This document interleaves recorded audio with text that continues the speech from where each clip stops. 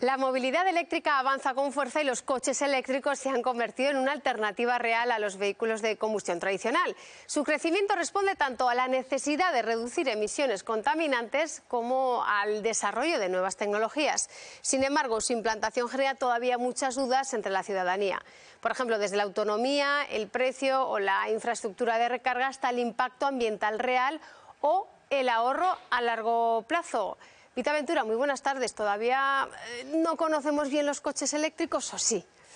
¿Dudas? Cada vez es una realidad que vemos más en nuestras vías, pero sí que es cierto que tenemos muchos mitos y muchas preguntas todavía. Por ejemplo, sobre la carga. Aquí vemos los coches eléctricos sí que han aumentado en este primer trimestre de 2025 un 20% el número de cargadores para este tipo de vehículos, pero hay muchas preguntas que contestará mucho mejor Antonio Casorrán. Buenas tardes. Buenas tardes.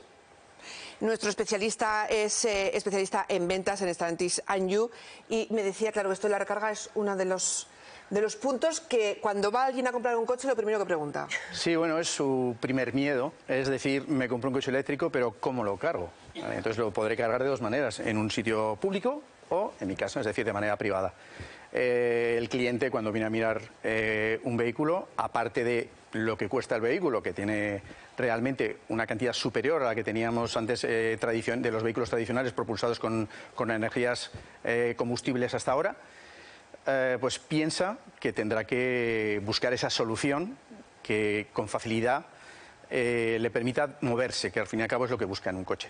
Para nosotros calificamos a los clientes como electrocompatibles. Suena un poco extraño, pero al igual que antes, cuando le preguntabas cuántos kilómetros haces, para qué vas a usar el vehículo, qué necesidad de transportar tienes, le vamos a decir también si tiene dónde cargar el vehículo. Y a partir de ahí, pues le daremos unas soluciones. Habíamos comenzado esta mesa hablando de esos puntos de recarga de coches eléctricos, pero vamos a ahondar y mucho más, Vita. Mucho más, porque de hecho vamos a confesar a los espectadores que aquí van y seguimos en un tercer grado a Antonio, que nos estaba explicando muchas cosas, porque sí que es cierto, Antonio, que cada vez se veía más, como comentábamos antes de publicidad, cada vez se ve más, cada vez más habitual ver coches eléctricos, pero todavía hay muchas incógnitas. Nos decías, ¿cómo es un comprador electrocompatible? Correcto.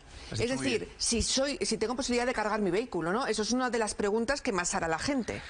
Si una persona vive en un piso de alquiler que no es de su propiedad, no dispone de garaje, vive en un barrio de Zaragoza en el que, como todos sabemos, la posibilidad de aparcar es complicadísima, pues no tiene dónde cargar el vehículo. Entonces, a lo mejor no es electrocompatible. Puede que en ese caso, en su puesto de trabajo, su empresa colabore con la movilidad de su empleado y le dé la posibilidad de cargar en la empresa.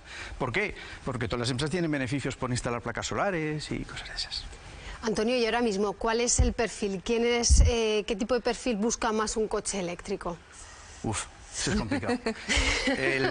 El otro día comentaba en un curso que tuvimos en Madrid, comentábamos que cuando un cliente nos venía a pedir información sobre un vehículo eléctrico, sabía muchísimo más que nosotros, pero muchísimo más, nos lo dejaba casi hecho, ¿vale? Ahora no. Ahora la anécdota fue que una señora se había llevado un vehículo en Barcelona y a los 2 días llamó a preguntar ¿cómo se carga? Que no le habían dicho cómo se cargaba, y es que el vendedor, mal hecho por su parte, daba por hecho que ya sabía todo cuando realmente no es así. Entonces, ¿qué buscaremos? Pues la electrocompatibilidad. Veremos qué necesidad de kilometraje, qué necesidad de espacio, primero para ver qué tipo de coche. Segundo, cuántos kilómetros puede llegar a hacer al año. ¿Y cuántos hace al día? Porque si nos estamos moviendo con que haces muchos kilómetros y de manera puntual y tienes que hacer en un día 500 kilómetros, pues a lo mejor no eres electrocompatible. Y por último, buscaremos dónde cargar el vehículo, ¿vale? Me vienes a comprar un coche, te preguntaré esas cosas y te intentaré asesorar. Luego vienen los miedos del cliente. Nosotros los miedos los llamamos objeciones, pero en las teorías de la formación de la venta siempre dicen que una objeción es un motivo de compra. ¿Por qué? Si la solventas, tienes ganado, por lo menos en esa parte lo tienes al cliente. Entonces vienen los miedos, los que hablábamos de los cargadores, de esas otras cosas que ahora se ponen, sobre todo cuando son un poco tétricas a la hora de incendios y cosas de esas, de las ayudas. Hablaremos de eso, de la seguridad, pero claro, estamos hablando todo el rato de la electricidad y de la batería. Al fin y al cabo, esa electricidad que es el alimento básico de este tipo de vehículos, y hemos querido conocer un poco más ese elemento que es esencial en los vehículos eléctricos, la batería. Estamos bajo un coche eléctrico 100% que ha sufrido un fuerte accidente de tráfico. Toda esta zona de aquí, esta chapa, oculta, protege la batería eléctrica del vehículo. Una batería que a partir de los 71 grados entra en una zona de riesgo. Podría sobrecalentarse o incluso explosionar. Aquí en Centro Zaragoza llevan desde 2019 investigando uno por uno todos los componentes de las baterías eléctricas de los coches. Esas que van situadas, por ejemplo, bajo los asientos traseros del coche, bajo el maletero o entre los dos ejes del vehículo. Realizamos ensayos de abuso sobre la batería para comprobar cómo se comportan, como puede ser una perforación o una deformación, a un abuso de sobrecarga, sobretensión y también a un abuso por sobrecalentamiento. Recogen así datos que permiten saber qué pasaría con estas baterías si el vehículo eléctrico o híbrido sufre un accidente o un impacto violento. En ese caso, pues ya se incrementa el riesgo debido a las características de la propia batería. Por un lado, elevado voltaje, por otro lado, la química y por otro lado, el riesgo de incendio o explosión que tienen este tipo de baterías. ¿Y cómo es ese riesgo? ¿Es alto? ¿Es mínimo? Los vehículos eléctricos tienen baterías de hasta 800 vatios, baterías que van protegidas por carcasas metálicas con doble aislamiento. Pero esos circuitos, como todos, generan riesgos eléctricos, es decir, de electrocución y de quemaduras, pero también riesgos químicos. Puede producirse una reacción característica de las baterías de ion litio, que es el thermal runaway, que consiste en una reacción exotérmica que lo que hace que si una de las celdas se deforma o sufre una perforación, que llega a calentar la celda excesivamente hasta que llega a incendiarla. Y entonces este calentamiento pasa a la siguiente celda, a la siguiente, a la siguiente. Los test realizados en este centro sitúan en 71 grados la temperatura a partir de la cual puede darse este riesgo de incendio o explosión. Los fabricantes han reforzado las protecciones de las baterías, pero el riesgo nunca es cero. Y si tenemos un fuerte golpe... Pues lo que aconsejamos es descender del vehículo sin tocar ninguna parte de la carrocería. Si hay, por ejemplo, humo o incluso algún sonido extraño, entonces pues nos distanciamos una distancia prudencial hasta que llegan los equipos de primera intervención. La batería es elemento esencial, Antonio, que no se repara. En principio no pretendemos repararlas, o sí. Pero quiero decir, al cliente la idea es sustituirle. Los vehículos eléctricos, aparte de la garantía que puede tener el vehículo, todos venimos con prácticamente 8 años de garantía y eso es mucho tiempo. ¿Que hay una avería? Lo que haremos es sustituirla por otra. Luego ya veremos lo que hacemos con la otra. Es lo que denominamos en el mundo de la automoción el cambio estándar. Se hacía con motores, se hacía con alternadores, con los turbos. Bueno, esa es la idea. En principio que el cliente no tenga por qué dejar una batería, que al final no deja de ser una conexión, una masa, algo que pasará. Entonces lo que se le hace es sustituirla por una nueva y reparar la otra. Bueno, pues no dejamos de hablar de las baterías porque hemos acudido al Parque de Bomberos de Zaragoza para ver cómo se extingue el incendio de una de ellas. Allí practican con baterías de coches y también de autobuses. José Ramón Torres nos lo cuenta.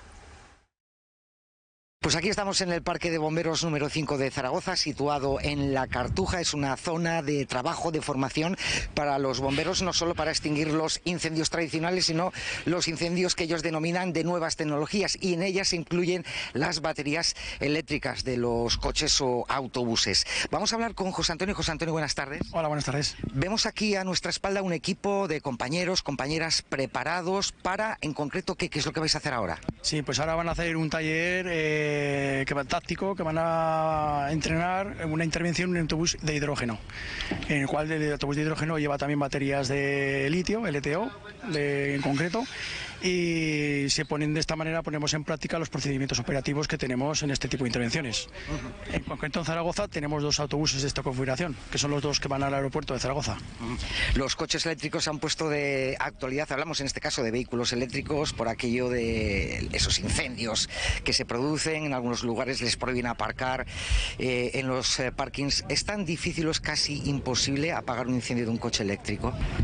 No es que sea imposible, lo que cuesta mucho y es más laborioso este tipo de vehículos. Al tener unas baterías que ellos mismos entran en reacción, el procedimiento con ellos es más laborioso, pero no es imposible.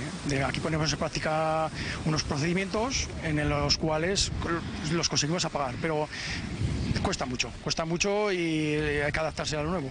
no tiene más. ¿Qué herramientas utilizáis?